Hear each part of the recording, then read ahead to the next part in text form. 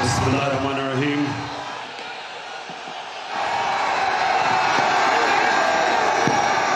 अल्लाह,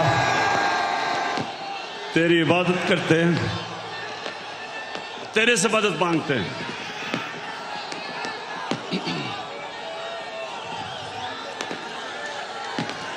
बहुत शुक्रिया, बहुत शुक्रिया, बहुत शुक्रिया। लाहौर,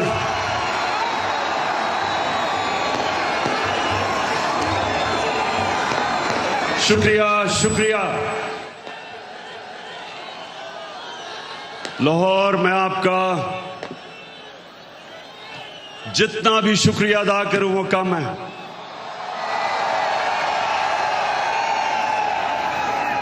मुझे पता था कि आप मुझे मायूस नहीं करेंगे।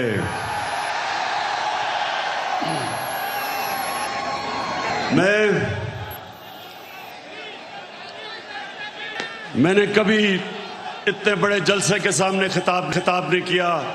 आप सबका शुक्रिया। माशाअल्लाह, अल्लाह का भी शुक्र अदा करता हूं कि उसने आपके दिल में वो शऊर डाला, आपको जगाया। ये अल्लाह का करम है, ये अल्लाह का खास करम होता है जब वो एक कौम को जगा देता है और एक इंसानों के हजूम को एक कौम बना देता है। ये अल्लाह तेरा लाख लाख शुक्र है। लाहौर में इधर पास ही मेयो हॉस्पिटल में पैदा हुआ था और मुझे बचपन से एहसास था। ये आपने आज गौर से बातें सुन। सामने प्लीज बैठ जाएं, बैठ जाएं, आप बैठ जाओ। वो नीचे देख सकते, नीचे बैठ जाओ, बैठ जाओ, बैठ जाओ, बैठ जाएं, सामने बैठ जाएं, वो देख नहीं सकते। बैठ जाए प्लीज। देख, मैं पाकिस्तान के साथ बड़ा हुआ हूं। मैं बार बार लोगों को बताता हूं कि मेरे मां बाप एक गुलाम हिंदुस्तान में पैदा हुए थे और उन्होंने पाकिस्तान की तहरीक में शिरकत की थी। और बचपन से उन्होंने मुझे एक चीज बताई कि तुम खुशकिस्मत हो कि एक आजाद मुल्क में पैदा हुए हो। और मैंने जब क्रिकेट की ग्राउंडों के ऊपर अपने मुल्क का नाम ऊपर किया और हमारा पाकिस्तान आहिस्ता आहिस्ता आहिस्ता क्रिकेट की दुनिया में ऊपर जाना शुरू हुआ, तो हमें फख्र होता था कि हम वो पाकिस्तानी हैं जो एक आजाद पाकिस्तान को दुनिया में उठा रहे हैं। तो मेरे पाकिस्तानियों, लाहौर के लोगों, जो आप सब यहां हैं, जो बाहर हैं, वैसे मैंने कभी इतनी पब्लिक नहीं देखी।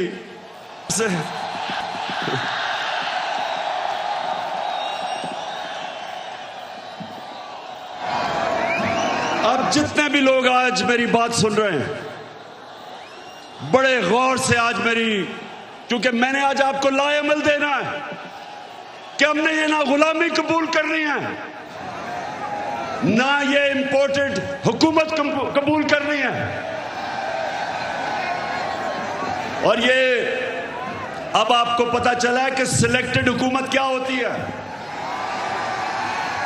जो बाहर से सिलेक्ट होके लोगों के ऊपर मुसल्लत की जाती है। ये होती है सिलेक्टेड हुकूमत, जो डरती है इलेक्शन से, जो साजिशों से, जो पैसे लगा के, जमीन खरीद के, बाहर जो साम्राज्य उनकी जूते पॉलिश करके जो आज ऊपर हमारे मुल्क पे मसल्लत की गई है। तो मैं आज आपको लाएमल दूंगा कि मैं किसी सूरत इस हुकूमत को कबूल नहीं करूंगा। मैं इन गुलामों को और पाकिस्तान के करप्ट तरीन लोगों को मैं कभी कबूल नहीं करूंगा। और मैं अभी आपको लायामल देता हूं, लेकिन उससे पहले यह साजिश क्यों हुई? मेरे लाहौर के लोगों, जरा सा सब्र से सुने, यह साजिश हुई क्यों? मैं जब से वजीर आजम बना, मेरी सबसे बड़ी कोशिश ये थी कि हमारी आजाद फॉरेन पॉलिसी बने। आजाद फॉरेन पॉलिसी का मतलब ये कि हम जो भी फैसले करें अपने लोगों के मफादात के लिए करें। मैं अपने लोगों को किसी बैरूनी मुल्क की उनके मफादात के लिए कुर्बान ना करूं। मेरे फैसले मेरी कौम के लिए हों। ये वो लोग जो आदी हुए थे पाकिस्तानियों को हुक्म देते थे, धमकियां देते थे, एक ही टेलीफोन पे सारी बातें मनवा लेते थे, उनको ये चीज पसंद नहीं आई। मैंने ये भी फैसला किया जब जिस दिन मैं वजीर आजम बना कि मैं इंटरनेशनल फोरम में एक बात उठाऊंगा कि जो इस्लामोफोबिया और हमारे नबी सल्लल्लाहु अलैहि वसल्लम की शान में गुस्ताखी करते थे, मैंने फैसला किया था कि यूनाइटेड नेशंस में उठाऊंगा, ओआईसी में उठाऊंगा, हर फोरम पे उठाऊंगा, क्योंकि हमारे मुसलमानों को 1.5 अरब मुसलमानों को यह तकलीफ देते थे, वो भी पसंद नहीं आई, वो बाहर के लोगों को पसंद नहीं आई। और तीसरी चीज उनको क्या नहीं पसंद आई कि मैं जितनी भी फॉरेन पॉलिसी थी, चाइना से, रशिया से, मुसलमान ममालिक से, मेरी सबसे बड़ी कोशिश ये होती थी कि मेरी कौम को किसमें फायदा है। मैंने कभी भी किसी से डिक्टेशन नहीं लिया और ना मैंने कभी लेना था। हुक्म किया कि रूस क्यों चले गए, हुक्म आया बाहर से कि आप रूस क्यों गए। मैं रूस इसलिए गया, एक पाकिस्तान में गैस खत्म हो रही है, हमने उसे गैस का कॉन्ट्रैक्ट करना था, लेकिन 2 और चीजें, रूस हमें तेल 30% कम कीमत पे दे रहा था,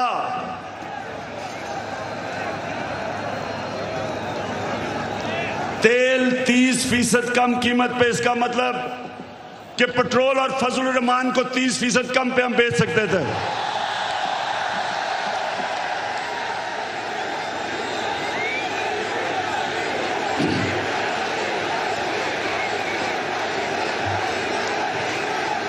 उसके अलावा हमें 20 लाख टन गंदम इंपोर्ट करनी थी रूस से, वो भी हमें 30% कम कीमत पे दे रहे थे। मैं इसलिए गया था कि मेरे लोगों को फायदा था, मेरी आवाम को फायदा था, मैं महंगाई कम कर सकता था। और ये देखें कि हिंदुस्तान जो अमेरिका का करीबी एलाई है, स्ट्रेटेजिक एलाई है, वो तेल मंगवा रहा है रूस से। उसको अमेरिका ने कहा कि ना तेल खरीदो, उसने आगे से सीधा जवाब दिया अमेरिका को कि हम अपने लोगों के मफादात के लिए फैसले करते हैं। यानी कि हिंदुस्तान की फॉरेन पॉलिसी उनके लोगों के मफादात के लिए, और हमारी फॉरेन पॉलिसी किसी और कौम की मफादात के लिए। ये भी पसंद नहीं आई बात, चाइना से ताल्लुकात वो भी पसंद नहीं आए, तो तब बाहर से साजिश होनी शुरू हुई।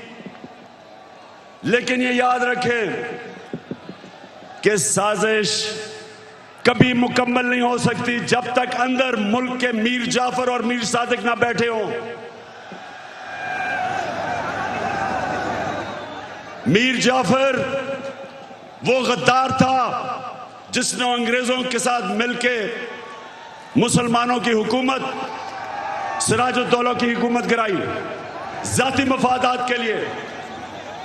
और मीर सादिक वो था निजाम हैदराबाद के साथ मिलके, अंग्रेजों के साथ मिलके टीपू सुल्तान को इन्होंने हरवाया।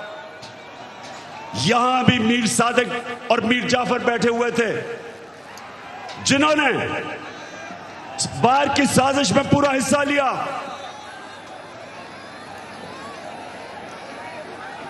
क्या हुआ?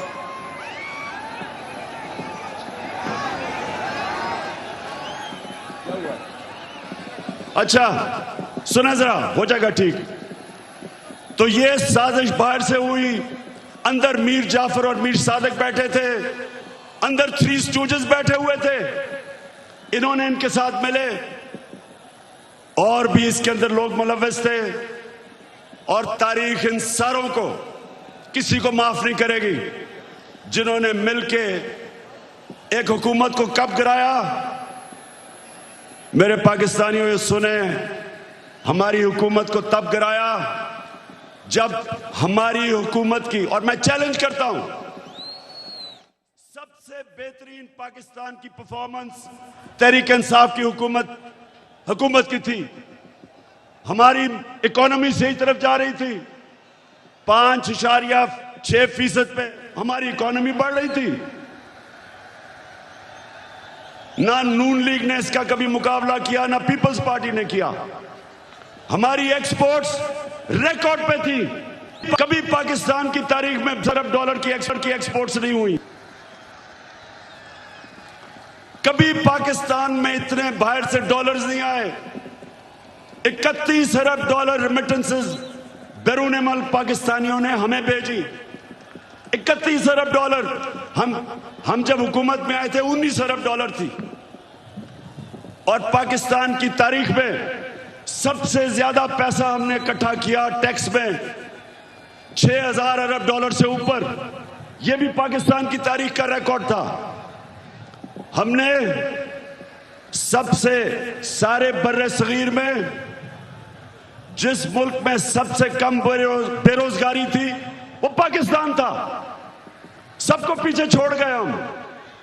और ये कब? जब कोरोना वायरस ने दुनिया में तबाही मचाई हुई थी। पाकिस्तान वो मुल्क है जिसकी दुनिया ने मिसाल दी कि उस मुल्क जिसने सबसे बेहतर कोरोना वायरस को हैंडल किया, अपने लोग भी बचाए, अपने गरीब भी बचाए, अपनी इकोनॉमी भी बचाई और अपने किसानों को। लाहौर के लोगों सुनो, हमने अपने किसानों को कैसे फायदा पहुंचाया। शुगर माफिया जो किसानों को कीमत पूरी नहीं देता था, टाइम पे पैसे नहीं देता था, क्योंकि सारे ताकतवर सियासतदान दोनों पार्टीज में शुगर माफिया का हिस्सा थे। हमने आके शुगर माफिया का मुकाबला किया, किसानों को पैसे दिलवाए ठीक टाइम पे और उनको कीमत सही मिली। उन्होंने अपनी जमीन पे लगाया। और पाकिस्तान की तारीख में 5 फसलों में की तारीख में सबसे ज्यादा पैदावार पाकिस्तान की तारीख में एक पिछले साल हमने किया। गंदम की रिकॉर्ड पैदावार, गन्ने की रिकॉर्ड पैदावार, मकई की रिकॉर्ड पैदावार, आलू की रिकॉर्ड पैदावार, चावल की रिकॉर्ड पैदावार, यह हमारे दौर में हुआ। जब दुनिया कह रही थी कि पाकिस्तान की इकोनॉमी सही रास्ते पे निकल गई है और जिस रास्ते पे जा रही है IMF की गुलामी से आजाद होने जा रही थी, तब इन्होंने हमारी हुकूमत को साजिश करके गिराया। पहले हुकूमतें गिरती थी, 2 दफा बेनजीर की हुकूमत गिरी, 2 दफा नवाज शरीफ की 90 की दिहाई में। जब भी गिरी करप्शन पे गिरी। मैं चैलेंज करता हूं, बताएं कि क्या इमरान खान ने कोई लंदन में फ्लैट लिए, कोई फैक्ट्रियां लगाई? मेरे पे आज इल्जाम लगाया जा रहा है कि जनाब तोशा खाना से इसने कोई चीजें ली। जरा लाहौरियों जरा सुनो, तोशा खाना है क्या, समझो पहले ये क्या है। जो भी तोहफा मिलता है प्राइम मिनिस्टर और उनके वजीरों को, जो भी तोहफा मिलता है वो तोशा खाना में जाता है।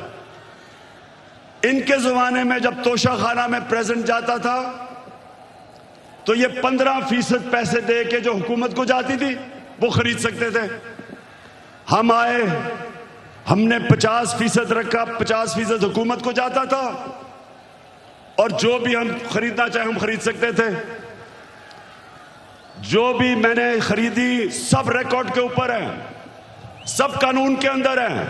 और आज मैं आप सबको यह भी बता दूं कि मैंने उन पैसों से जो मेरे घर के नीचे सड़कें जो आम लोगों को भी फायदा पहुंचाती थी वो तोशा खाना के पैसे से सड़क ठीक की, हुकूमत का पैसा नहीं लिया।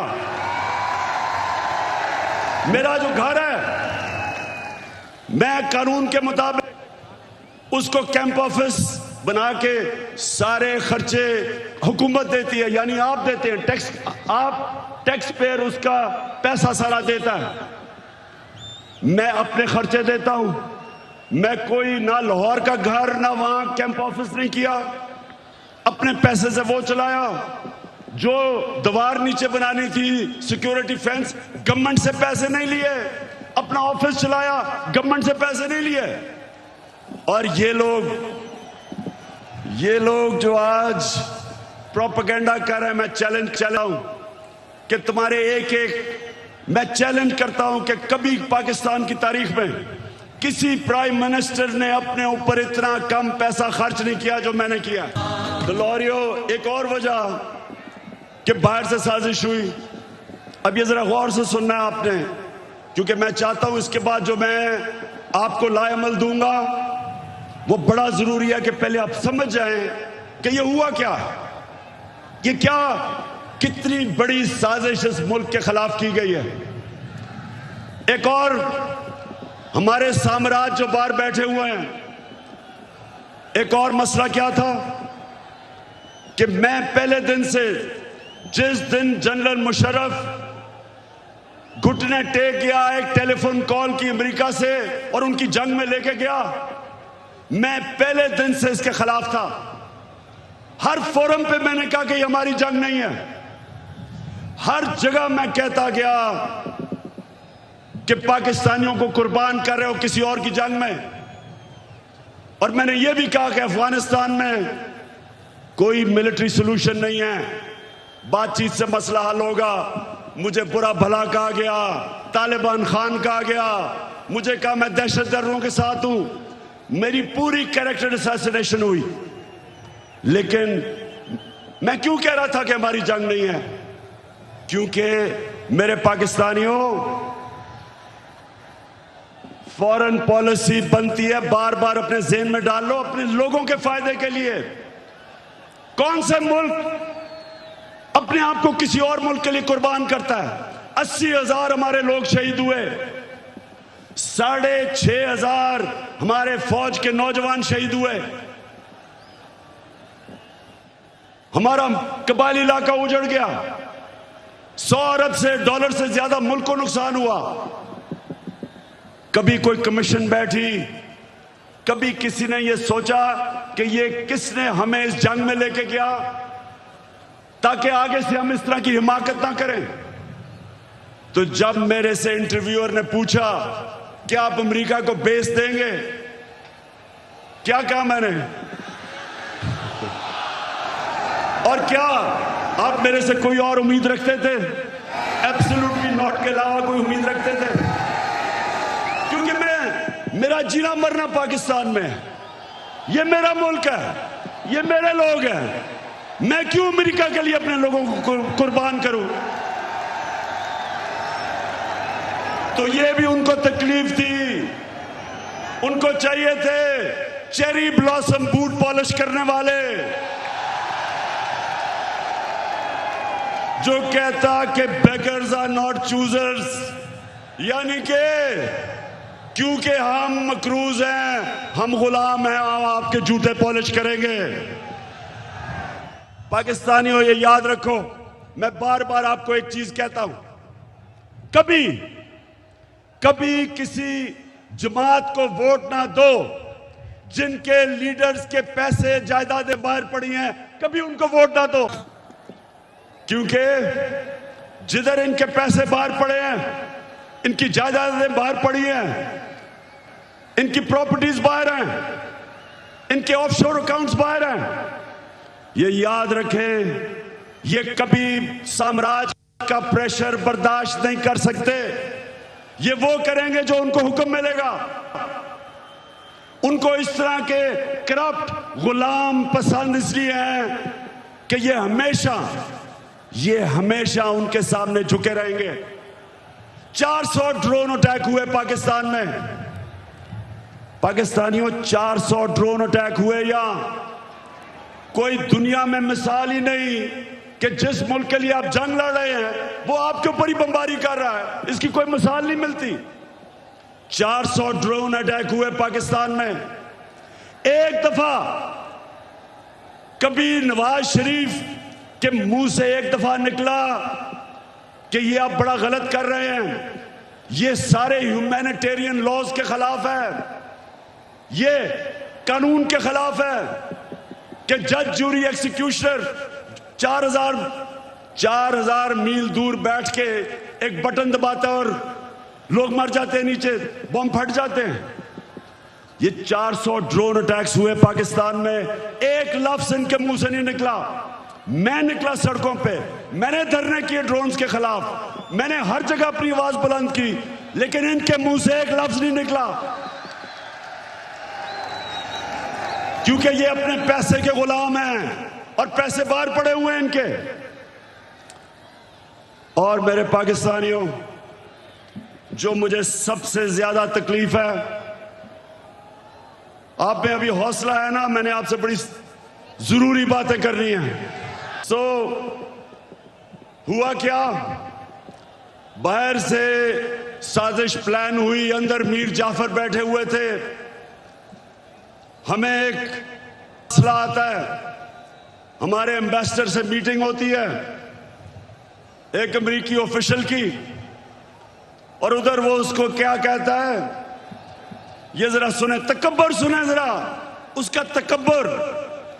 हमारे एम्बेसडर को कहता है कि अगर तुमने इमरान खान को इस नो कॉन्फिडेंस मोशन में ना हराया तो पाकिस्तान को बड़ी मुश्किलों का सामना करना पड़ेगा। तकब्बुर सुने, 22 करोड़ हमारी आवाम, दुनिया का 5वां 6वां बड़ा मुल्क, और एक ऑफिशियल हमारे एम्बेसडर को कह रहा है कि अगर तुमने इमरान खान को, ये जो उसके खिलाफ नो कॉन्फिडेंस मोशन आ रहा है, अभी आया नहीं था, उसको पहले ही पता था, कहता कि अगर ये आपने इसको ये अगर कामयाब ना हुआ इसके खिलाफ तो पाकिस्तान को बड़ी मुश्किलों का सामना करना पड़ेगा। लेकिन अगर कामयाब हो गया, और ये सुनो मेरे पाकिस्तानियों, कहता अगर कामयाब हो गया तो हम पाकिस्तान को माफ कर दे।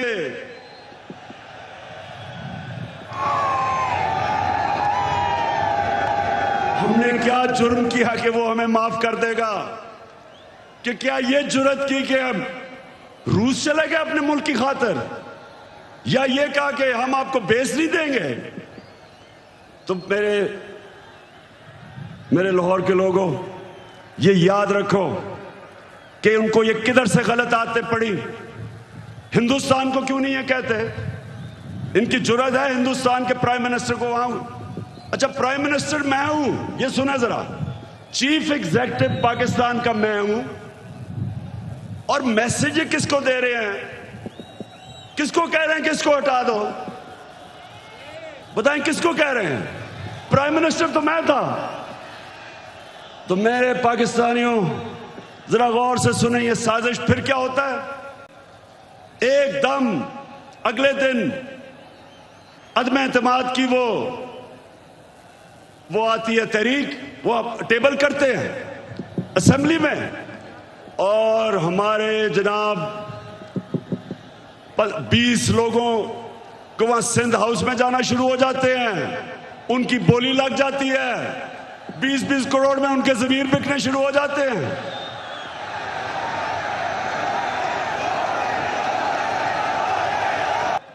और फिर जो हमारे इत्तेहादी हैं, मैं मुनसिलाई आज आपको खराज तहसीन पेश करता हूं। आप वाहिद रह गए, बाकी सारे चले गए। कीमतें लगी, बोलियां लगी, जैसे बकरा ईद पे बकरे बिकते हैं,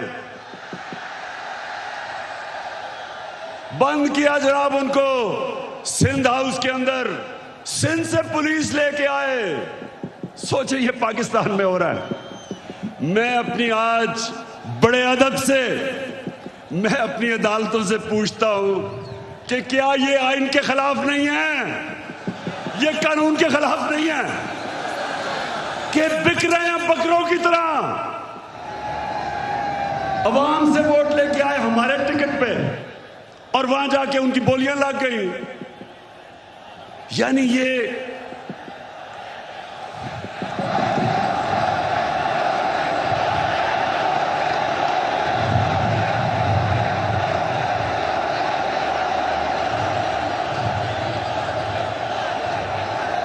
वैसे देखो मेरे पाकिस्तानियों, एक आप सब ने वादा करना है, वोट हमें दें या ना दें, मैं आप सारे पाकिस्तानियों से बात कर रहा हूं, लेकिन खुदा के वास्ते कभी इन लोटों को सारी जिंदगी वोट नहीं देना आपने।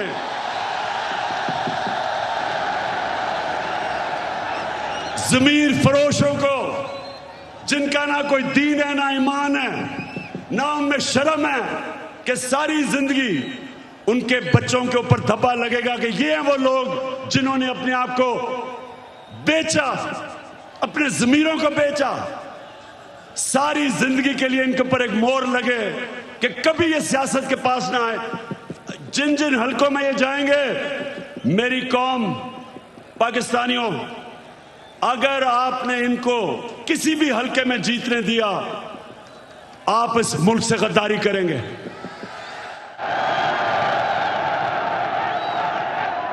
और फिर जो होता है वो तारीख का हिस्सा है। अदालतें भी 12 बजे खुल जाती हैं।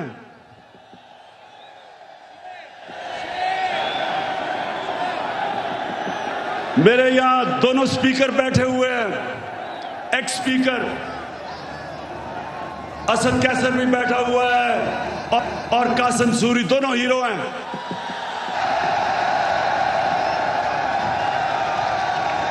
हम सारा वक्त, हमारे आइन में ट्राइकोटमी ऑफ पावर की बात थी। हमारे आइन में यह था कि सुप्रीमेसी ऑफ पार्लियामेंट, लेकिन ये सब हमने अपनी आंखों के सामने, हमने सब ये इसको जाते देखा और हमने फिर ये देखा। और ये सबसे तकलीफदेह चीज है पाकिस्तानियों, जरा मेरी ये बात सुननी है। सबसे तकलीफदेह चीज क्या है कि इस मुल्क के सबसे बड़े डाकू 30 साल से जो इस मुल्क को लूट रहे थे, जिनके ऊपर करप्शन के केसेस थे, जो जमानत पे थे, उनको इस कौम के ऊपर मुसल्लत किया गया।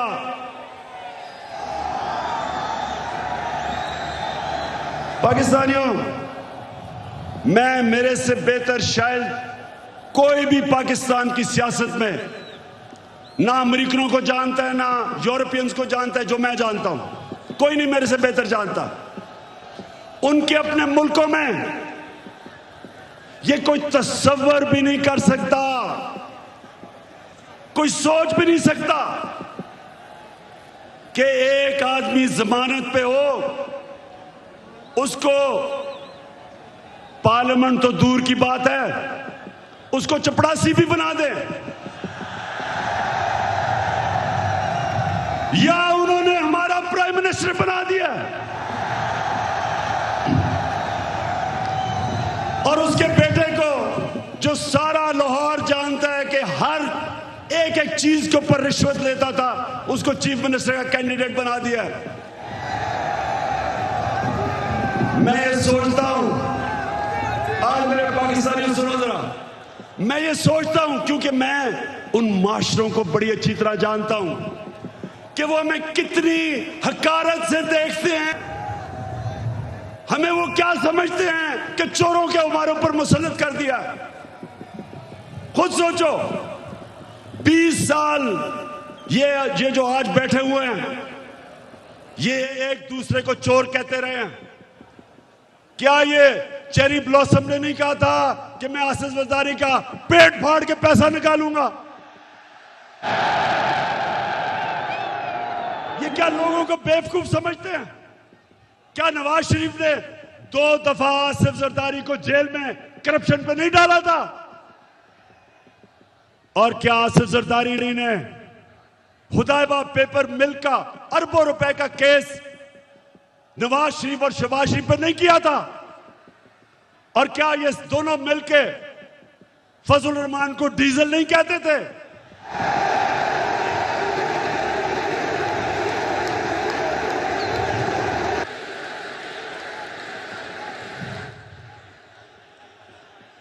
इससे ज्यादा आप एक मुल्क के ऊपर क्या जुल्म कर सकते हैं कि ये 3 स्टूजेस को, ये मुल्क के माना और डाकुओं को मुल्क के ऊपर मुसल्लत करें।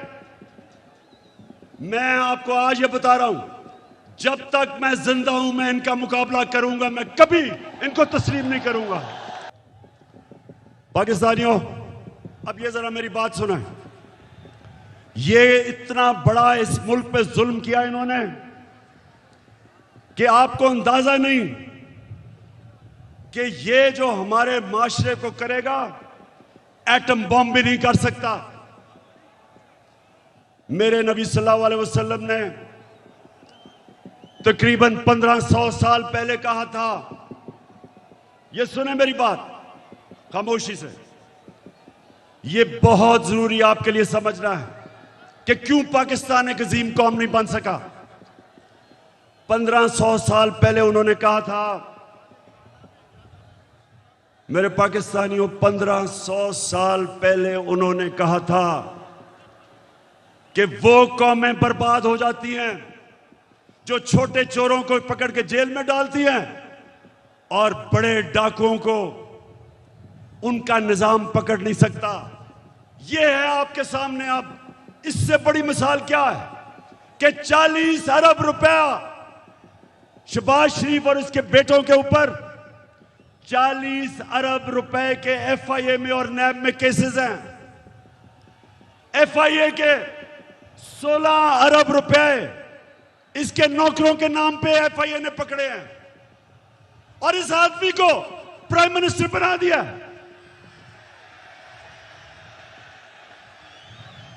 मैं आज सारी दुनिया से पूछता हूं, अपनी सारी कौम से पूछता हूं कि मुझे यह बताएं आप कि वो जो एफआईए के, और मैं उनको खराज तहसीन पेश करता हूं एफआईए के ऑफिसर्स को जिन्होंने इसके केस निकाले और पकड़े। जब इसका बेटा सलमान शहबाज बाहर भाग गया, जब उसे पता कि एफआईए पकड़ने लगी है, उससे पहले दमाद इनकी अपनी हुकूमत में, जब नून लीग की हुकूमत थी, इसका शहबाज शरीफ का दमाद बाहर भागा करप्शन के केसेस से डर के। नवाज शरीफ के दोनों बेटे बाहर भागे क्योंकि वो बता नहीं सकते थे कि अरबों रुपए की प्रॉपर्टीज इनके पास लंदन में किधर से आई। इसहाक डार प्राइम मिनिस्टर के प्लेन पे नून लीग की हुकूमत में बाहर भागा, उसके बेटे बाहर भागे हुए हैं। ये लोगों को हमारे ऊपर मुसल्लत किया जा रहा है। 95% इनके ऊपर केसेस हमारे दौर में नहीं बने, पहले के बने हुए हैं। और ये लोग आज जिधर आके बैठ गए, मुझे ये बताएं कि कौन सा गवर्नमेंट ऑफिसर इनके खिलाफ एक्शन लेगा? कब आगे से एफआईए कब इनके खिलाफ एक्शन लेगी? जब उनको पता ये होगा कि ये तो उनके ऊपर इंतकामी कार्रवाई करेंगे अगर वापस आ गए। अब सोचें, कहीं दुनिया में होता है कि वो एफआईए जिसने इसके ऊपर केसेस निकाले हैं, ये उसी के ऊपर आके बैठ गया और सबसे पहले इसने उस दिलेर ज़हीन ऑफिसर को फारग किया जिसने इसके केसेस पकड़े थे। तो मैं फिर बड़े अदब से अपनी अदलिया से पूछता हूं कि क्या आपका काम नहीं इनकी हिफाजत करना, इन ऑफिसर्स की? क्या आपका काम नहीं कि एक कॉन्फ्लिक्ट ऑफ इंटरेस्ट, कि जो आदमी एफआईए में पकड़े हुए केसेस, आपका काम नहीं उनकी हिफाजत करना? तो पाकिस्तानियों, मैं आज आपके सामने एक और बात कहता हूं। 3.5 साल मैं हुकूमत में कोशिश करता रहा कि इनके केसेस आगे बढ़े। 3.5 साल में कोशिश करता रहा। पुराने केसेस थे इनके, जरदारी के ऊपर अरबों रुपए के केस थे, उसकी और उसकी वो जो ओमनी ग्रुप, बिलावल भुट्टो को भी उसी अकाउंट से पैसा जा रहा है, फेक अकाउंट से, जिधर रेहान अली को पैसा जा रहा है। साफ ओपन एंड शट केस। वो जो सिंध का चीफ मिनिस्टर है, उसके ऊपर पूरा केस ओपन एंड शट, लेकिन कुछ होता ही नहीं था। मेरे नीचे ना नैब भी मेरे नीचे नहीं, अदलिया आजाद। क्या कर सकते थे? 100 एफआईए के केसेस जो इसके ऊपर हुए, और वो भी डर डर के बेचारों ने किया। तो मेरे हाथ में क्या था? और जिनके हाथ में पावर थी, मैं आज आपको यह कहना चाहता हूं कि वो करप्शन को बुरा ही नहीं समझते थे। उनके लिए करप्शन बड़ी चीज ही नहीं थी। उनके ख्याल में कि ये जो करप्शन है ये तो होती है, और उन्होंने, क्योंकि वो करप्शन को समझते थे, ये सबसे बड़ा इस मुल्क के ऊपर अलमिया है कि आज जिन लोगों को जेल में होना चाहिए था, वो आज या वजीर बन गए और या प्राइम मिनिस्टर बन गए हैं, और या वजीर आला बनने की कोशिश कर रहा है। तो पाकिस्तानियों, ये कौम ये बर्दाश्त नहीं कर सकती, कोई कौम ये बर्दाश्त नहीं कर सकती। इसलिए मैं अभी आपको लायमल दूंगा कि हमने करना क्या है, लेकिन मैं ये आपको वाज़ेह कर दूं, मैं जब तक जिंदा हूं, मैं इस नाइंसाफी और जुल्म का मुकाबला करता रहूंगा। पाकिस्तानियों, लाहौर के मेरे बाशऊर शहरियों, पहले बताएं आप तैयार होंगे जो मैं आपको बाद में बताने लगा हूं मेरे साथ? इंशाअल्लाह। अच्छा, अब मैं आपको जिस चीज की मुझे और बहुत तकलीफ है कि वो केसेस जो भी ताकतवर है यहां, उनको हमारा इंसाफ का निजाम कानून के नीचे ला ही नहीं सकता। अब ये सोचें कि जब हमारे नबी सल्लल्लाहु अलैहि वसल्लम ने कहा था कि कौम तबाह हो जाती जब ताकतवर को नहीं पकड़ती, डाकू को और सिर्फ छोटे चोरों को पकड़ती है, उनकी सोचें, उनकी हिकमत, यानी उनमें अल्लाह को सबसे दुनिया का अजीम आदमी किसी वजह से बनाया था और हमें हुक्म किया था कि उनकी सुन्नत पे चलो। देखें, छोटा चोर भैंस चोरी कर लेगा, मोटरसाइकिल चोरी कर लेगा, ज्यादा से ज्यादा गाड़ी चोरी कर लेगा, कितना पैसा बना लेगा। लेकिन जब बड़ा डाकू चोरी करता है, अरबों रुपए की चोरी करता है, अब वो बिस्तर के नीचे नहीं वो पैसा रख सकता, वो बैंक में नहीं डाल सकता क्योंकि पकड़ा जाएगा। लिहाजा वो पैसा मुल्क से बाहर भेजता है, दुगना नुकसान करता है, चोरी भी बड़ी करता है। और जब वो पैसा मुल्क से बाहर भेजता है, जिसको मनी लॉन्ड्रिंग कहते हैं, तो वो डॉलर खरीद के भेजता है। जब वो डॉलर खरीदता है, डॉलर के ऊपर प्रेशर पड़ता है, रुपए की कीमत गिरती है। जब रुपया गिरता है, महंगाई आती है, गुर्बत बढ़ती है। आज ये हाल है कि यूनाइटेड नेशंस के सेक्रेटरी जनरल ने एक कमेटी बनाई है जिसको कहते हैं फैक्ट टाइप पैनल। उस पैनल को उसने कहा इन्वेस्टिगेट करो कि क्या वजह है कि गरीब मुल्क गरीब हो रहा है और अमीर मुल्क अमीर हो रहे हैं। आपको पता है उस पैनल ने क्या, उसने जब इन्वेस्टिगेट किया तो क्या चीज सामने आई कि हर साल, पाकिस्तानियों इधर और से सुनो, हम IMF से हम सिर्फ 6 अरब रुपए के कर्जा जब लेते हैं तो हमें उनकी हर बात माननी पड़ती है। हमें मुल्क के ऊपर एक जंजीर डाल जाती है गले में 6 अरब डॉलर पे। तो हर साल गरीब मुल्कों से जो पैसा जाता है अमीर मुल्कों में, ऑफशोर अकाउंट्स में, लंदन फ्लैट्स में, वो 1700 अरब है। 1700 अरब डॉलर हर साल गरीब मुल्कों से चोरी होकर अमीर मुल्कों में जाता है। हमारे मुल्क से अंदाजा लगाया जाता है 15 अरब डॉलर हर साल बाहर जाता है चोरी करके। और वो कौन करता है? वो भैंस चोर या मोटरसाइकिल चोर नहीं करता, वो ये बड़े बड़े डाकू जो आज ऊपर मुसल्लत कर दिए, ये चोरी करके पैसा बाहर भेजते हैं। और इसलिए मेरे पाकिस्तानियों, इनका मुकाबला करना है। हमने सुना है कि ये मीर जाफर की हुकूमत ने फैसला किया है कि कमीशन बनाएंगे उमर आसरे के ऊपर। शहबाज शरीफ, तुम और तुम्हारी फैमिली से ज्यादा झूठे लोग दुनिया में आए नहीं हैं। तुम्हारे से ज्यादा करप्ट लोग इस दुनिया में नहीं आए। आपने तो जाके लाहौर हाई कोर्ट में गारंटी दी थी कि नवाज शरीफ वापस आ जाएगा। नवाज शरीफ ने नेशनल असेंबली में खड़े होकर कहा, जब पैनामा में ये पकड़े गए, पैनामा में क्या हुआ था? पैनामा में पता चला, इंकशाफ हुआ कि जो 4 महंगे तरीन लंदन में मेफेयर की अपार्टमेंट्स हैं वो मरियम के नाम पे हैं। तो जब पैनामा में ये इंकशाफ हुआ तो नवाज शरीफ ने असेंबली में जाके कहा कि ये हैं वो दस्तावेज जो साबित करते हैं कि ये लीगल खरीदे गए हैं। वो सारे दस्तावेज जाली निकले। फिर सुप्रीम कोर्ट में कहा, कहता कतरी खत आ गया। वो कतरी खत कहता है कि हमने कैसे अपार्टमेंट लिए, वो भी जाली निकला। फिर मरियम ने सुप्रीम कोर्ट में कहा, एक ट्रस्ट डीड उसने दिखाई। अब ट्रस्ट डीड क्या कहती है?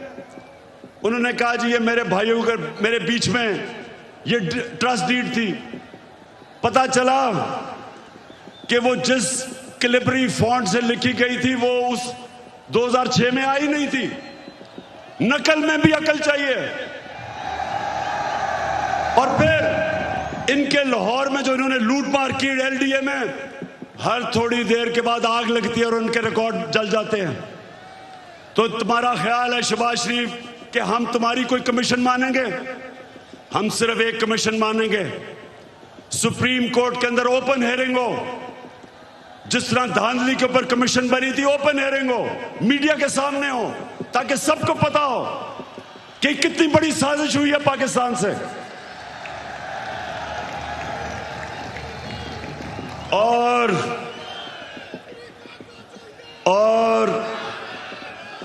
ये जो भी चीफ इलेक्शन कमिश्नर है, ये जो चीफ इलेक्शन कमिश्नर है, इसको तो नून लीग के अंदर कोई ऑफिस का ओहदा दे दो। इसका जितना इसने तहरीक इंसाफ के खिलाफ काम किया आके, मैं तो कहता हूं कि नून लीग के लोग भी शर्म आती उनको काम करते हुए कि सारे फैसले हमारे खिलाफ। फॉरेन फंडिंग केस क्या है? हमें बैरून मुल्क पाकिस्तानियों ने पैसे भेजे, वो पाकिस्तानी जो कि 31 अरब डॉलर इस मुल्क को भेजते हैं जिस पे पाकिस्तान चलता है, वो फॉरेन फंडिंग नहीं है। और हमने इनको बार बार कहा है कि जब भी आप इन्वेस्टिगेट करें तो नून लीग की भी साथ इन्वेस्टिगेशन करें, पीपल्स पार्टी की भी करें। और लाहौर के लोगों, मैं आपके सामने दावा करता हूं कि जब भी हमारी सामने इन्वेस्ट होगी, दूध का दूध पानी का पानी हो जाएगा। एक पार्टी होगी पाकिस्तान की तारीख में जो पॉलिटिकल फंड रेजिंग करती है, लोगों से पैसे इकट्ठे करती है। इनके पैसे वो बिजनेसमैन देते हैं जिनके साथ मिलकर ये पैसे बनाते हैं, उनको कॉन्ट्रैक्ट्स दिलवाते हैं, फिर उनसे पैसे लेते हैं। एक एक का नाम भी मुझे पता है। उनसे पैसे लेते हैं, इनके पास कोई फंड रेजिंग का तरीका नहीं है। तो मैं चैलेंज करता हूं कि अगर हिम्मत है तो हम तीनों के इकट्ठे केस सुनो, ताकि सारी कौम को पता हो, सारी कौम के सामने आए कि किससे सही माने में पैसे इकट्ठे करें और कौन 2 नंबरी से पैसे इकट्ठे कर। वैसे मैं सोचता हूं ये नून लीग के और पीपल्स पार्टी के लोगों को मैं सोचता हूं, और वो डीजल वाले के लोगों को भी, कि मुझे ये बताएं कि कोई आपको शर्म नहीं आती कि वहां जरदारी फैमिली के अलावा कोई नहीं आता ऊपर, यहां शरीफ फैमिली के अलावा कोई नहीं आता, उधर फजल रहमान के बेटों के अलावा कोई नहीं आता। कोई आपको शर्म नहीं आती कि किसी में सलाहियत नहीं ऊपर आने की? हमारी पार्टी में क्यों नहीं है? बताएं मेरा कौन सा रिश्तेदार है? बताएं कौन है रिश्तेदार, कौन सा दोस्त है मेरा पावर में? क्योंकि मेरिट के ऊपर चल रहे हैं हम। ये खानदानी पार्टीज, मैं इनके ऊपर हैरत मुझे होती है कि क्यों नहीं इनको अजीब लगता कि वो एक बच्चे को बाहर से उर्दू उसको पूरी आती नहीं, उसके सामने बड़े बड़े झुके हुए होते हैं। वो जब नवाज शरीफ प्रेसिडेंट ओबामा को मिला पर्चियां पकड़ के, तो जिसकी काम पे टांग रही थी, 14 साल हो गए उर्दू नहीं आ रही सही तरह, करते करते में फर्क ही नहीं पता चलता उसको। तो दूसरी तरफ वो मरियम तैयार है, जिसने जिंदगी में 1 घंटे का काम नहीं किया, वो तैयार बैठी है, उसका बेटा तैयार बैठा है, उनके रिश्तेदार तैयार बैठे हैं सबके। तो कोई इनके लोगों को कोई एहसास नहीं कि ये हैं कौन, इनकी सलाहियत क्या है सिवाय चोरी करने के, कि इनके अलावा कोई ऊपर ही नहीं आ सकता। मैं आपसे आखिर में अब जो मैं बात करने आया था, आप सबको यहां इकट्ठा किया, उस पर मैं आने लगा हूं। तो मैं सबसे पहले पाकिस्तानियों, अब आपने थोड़ी सी जरा तहम्मुल से मेरी बात सुननी है, क्योंकि इसके लिए मैंने आज आपको बुलाया है। देखिए पाकिस्तानियों, आज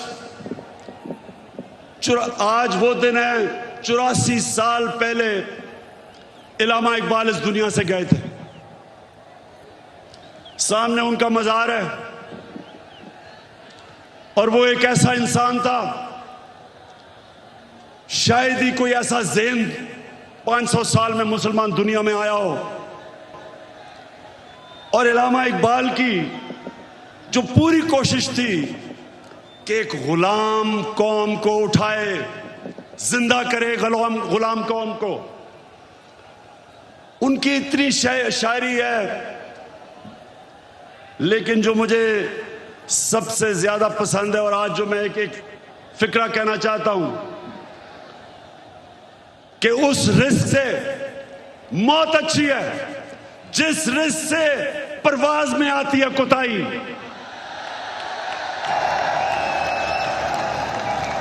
पाकिस्तानियों, यहां 1940 में जब कायदे आजम ने पाकिस्तान की रेजोल्यूशन करारदाद पाकिस्तान पास की थी, तो वो क्यों एक इतनी बड़ी ख्वाब उन्होंने यह अनाउंस की थी कि हिंदुस्तान के मुसलमानों ने फैसला किया कि हम एक आजाद मुल्क में रहना चाहते हैं। ये पाकिस्तान सिर्फ इस खित्ते के मुसलमानों के लिए नहीं था। जो हिंदुस्तान में मुसलमान जो नहीं पाकिस्तान आ सके, उन्होंने भी वोट दी पाकिस्तान के लिए, क्योंकि पाकिस्तानियों बड़ी ख्वाब का नाम था पाकिस्तान। और पाकिस्तान का जो नारा था, पाकिस्तान का मतलब क्या, मैं ये चाहता हूं आज कि पहले आप ला इलाहा इल्लल्लाह का मतलब सही माने में समझ लें। ला इलाहा इल्लल्लाह का मतलब यह है कि वो एक इंसान को आजाद कर देता है, एक छोटे इंसान को एक अजीम इंसान बना देता है। मौलाना रूमी ने कहा कि अल्लाह ने जब तुम्हें पर दिए क्यों चूंटियों की तरह जमीन में रेंग रहे हो? क्योंकि ला इलाहा इल्लल्लाह इंसान को पर देता है। जब इल्लामा इकबाल कहता है कि परवाज में कुताई ना आए, तो कुताई तब आती है जब इंसान गुलामी करता है। कभी गुलाम बड़े काम नहीं कर सकता, सिर्फ एक आजाद इंसान बड़े काम कर सकता है। और मैंने रहमतुल लिल आलमीन अथॉरिटी इसलिए बनाई क्योंकि मुझे एहसास हुआ कि हमारे बच्चों को, हमारे नौजवानों को सीरत नबी का तो पता ही नहीं है। हमारे नबी सल्लल्लाहु अलैहि वसल्लम ने, ये जरा लाहौर के लोगों तहम्मुल से सुनो मेरी बात, उन्होंने मदीना में इंसानों को पर लगा दिए।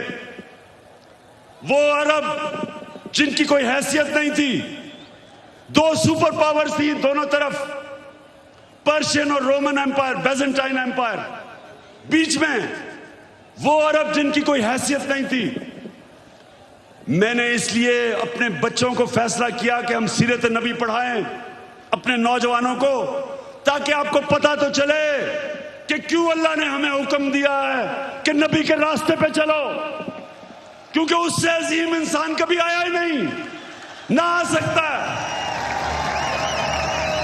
उन्होंने उन लोगों को जो बटे हुए थे कबीलों के अंदर, उनको सबको इकट्ठा किया एक नजरिए के ऊपर। ला इलाहा इल्लल्लाह का मतलब उनके दिलों में गया, उनकी जंजीरें टूटी, जंजीरें जो इंसान को जमीन पे रखती हैं।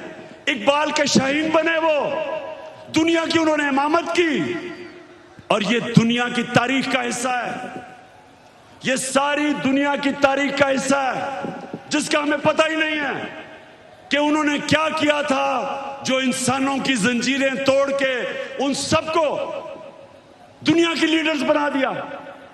तो पाकिस्तानियों, इसलिए मैं आज आपके पास आया हूं कि ये जो कहता है कि बेगर्स कि हम जनाब मकरूज हैं इसलिए गुलाम हैं।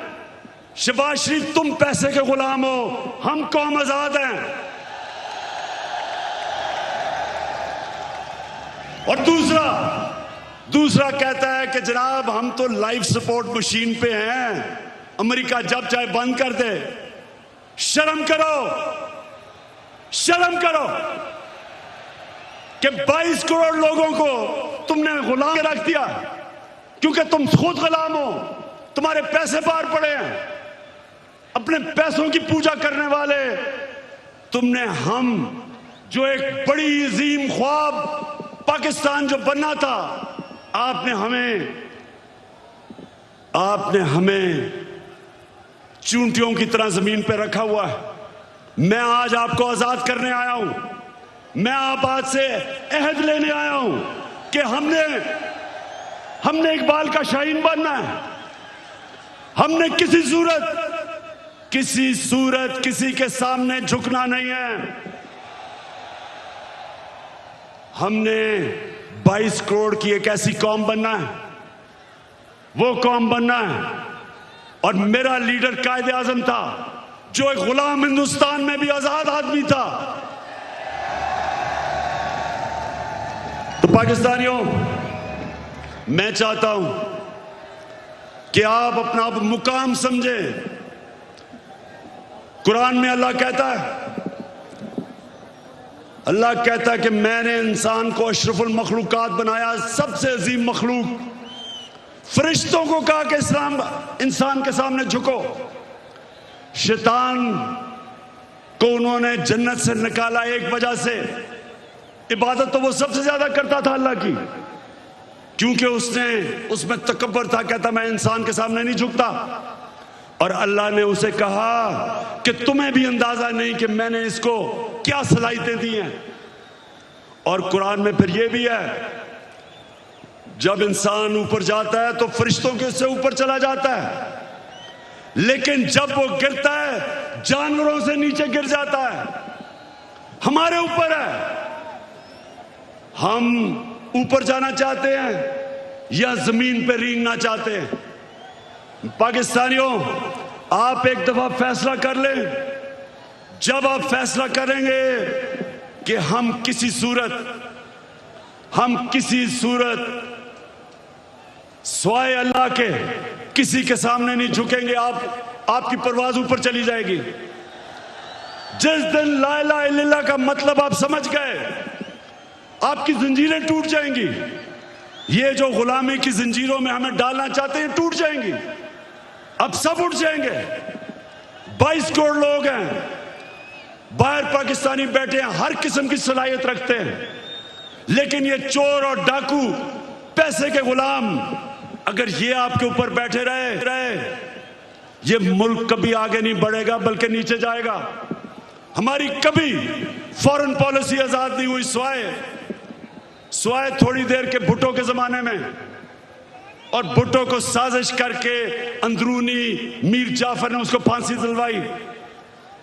कभी उसके बाद आजाद नहीं हुई, लेकिन कभी इतनी गुलाम भी नहीं हुई जो ये 3 स्टूजेस के दौरान हुई है।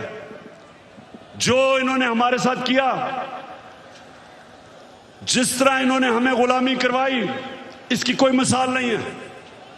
रमजी यूसुफ को पकड़ा दिया अमेरिकनों को हमारे कानून के बरखिलाफ। एमएल कांसी को पकड़ा दिया हमारी अदालतों को पूछे बगैर।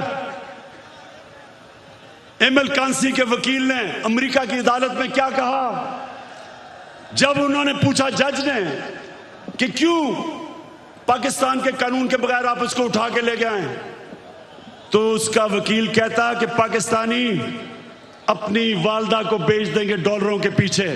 और वो किसका दौर था? नवाज शरीफ का दौर था। हम नहीं बेचेंगे, नवाज शरीफ बेच देगा, पैसे का पुजारी है।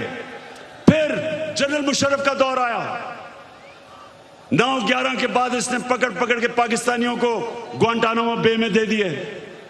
मुल्ला ज़ईफ तालिबान का एम्बेसडर था, जिनीवा कन्वेंशन के मुताबिक उसको प्रोटेक्शन थी। उन्होंने उसके बावजूद पकड़ा दिया, उनको ग्वांटानामो बे में भेज दिया। हमारे मुल्क से लोगों को उठा के ले गए। हम जंग उनकी लड़ रहे हैं और दुश्मन हम ही बने हुए हैं। 400 ड्रोन अटैक्स करवा दिए, कबायली इलाके को उजाड़ दिया। जो कबायली इलाके के लोगों को मुश्किलों का सामना करना पड़ा, आप सोच भी नहीं सकते। 35 लाख लोगों ने नकल मकानी की वहां से, 40 लाख लोगों ने स्वात से नकल मुकानी की। या मेरे 2 एक्स मिनिस्टर्स बैठे हुए हैं, मुराद सईद वालदा को एक उसी जंग में स्वात में जब बम फटा तो उसकी वालदा के सर पे लगा, अभी तक वो कोमा में है, सालों से वो कोमा में पड़ी हुई है। यहां सरताज गुल है, उसका भाई यहां खुदकुश हमले में लाहौर में वो बेचारा शहीद हुआ। मेरे माँ और वालिद की दोनों तरफ से एक जनरल बिलाल शहीद हुए वालदा की तरफ से, और न्याजी हमारे मियाँ वाली से शहीद हुए।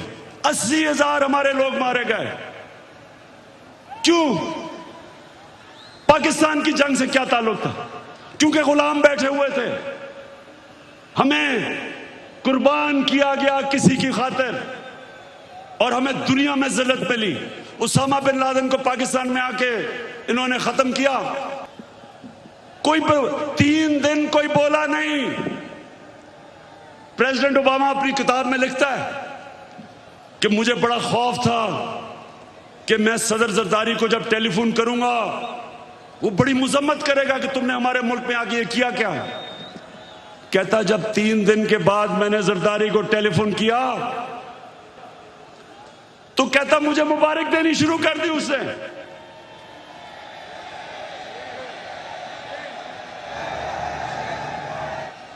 किसी के मुल्क में आके जो आपकी जंग लड़ रहा है, उसी मुल्क में आके आप किसी को मार दें और आपको बताएं भी ना, और वो सारी लीडरशिप हमारी पैरों में पड़ी हुई थी।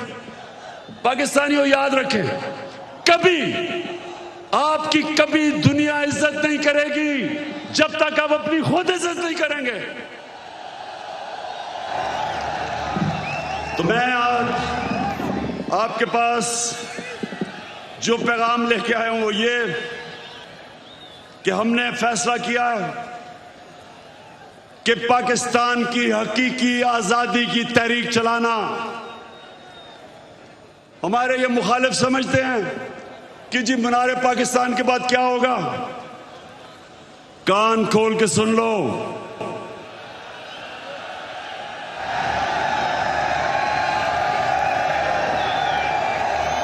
कान खोल के सुन लो कि असल पार्टी तो अब शुरू हुई है।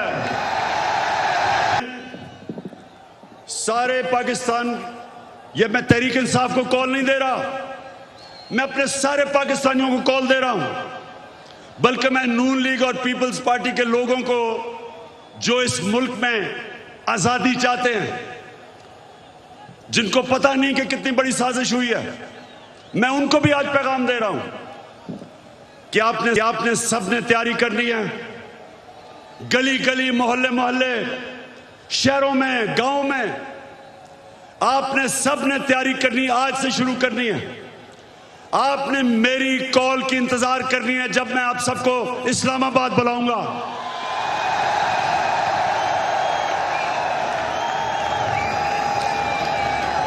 मैं आज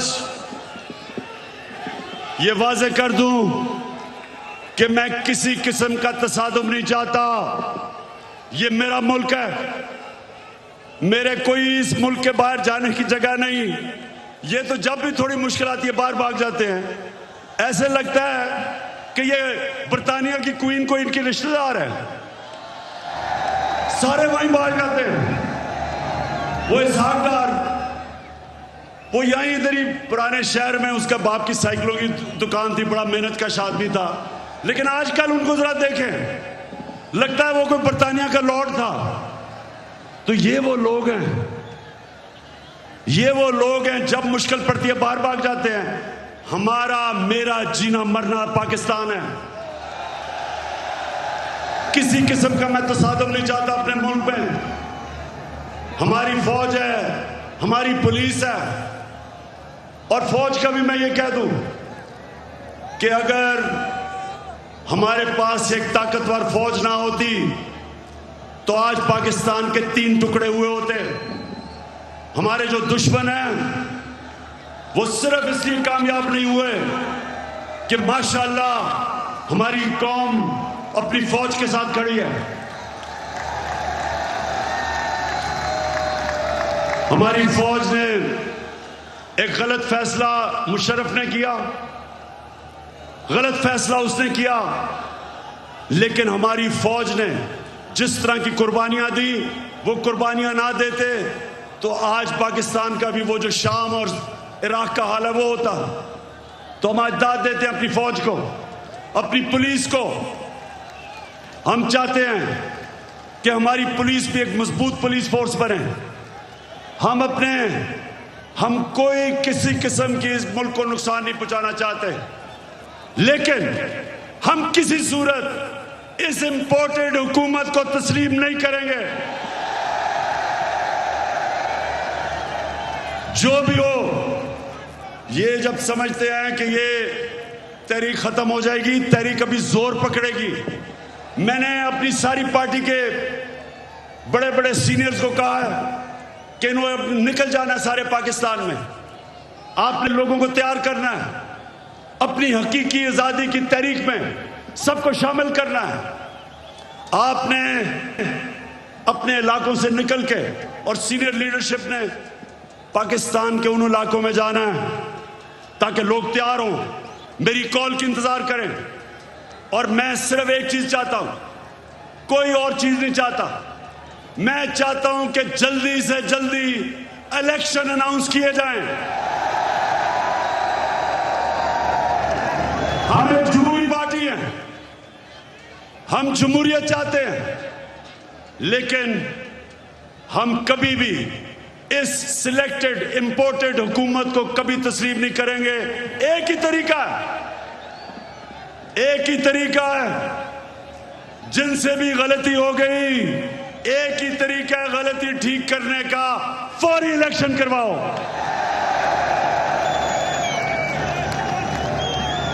27 तारीख को मैं चाहता हूं मेरे पाकिस्तानियों,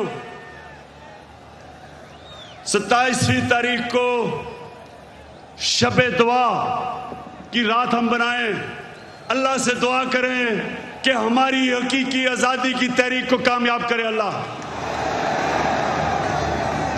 और मैं सबसे अब आखिर में ये अहद लेना चाहता हूं, आपने आज हाथ करके मेरे साथ एक अहद करना है कि आपने मेरे बाद रिपीट करना है। अभी जो आपको कहूंगा रिपीट करना है। क्या हम सब आज अहद करते हैं कि हम अपने मुल्क की हकीकी आजादी और जमहूरियत के लिए हर वक्त जद्दोजहद करेंगे, तब तक जद्दोजहद करेंगे जब तक इलेक्शन अनाउंस नहीं होते। पाकिस्तान जिंदाबाद।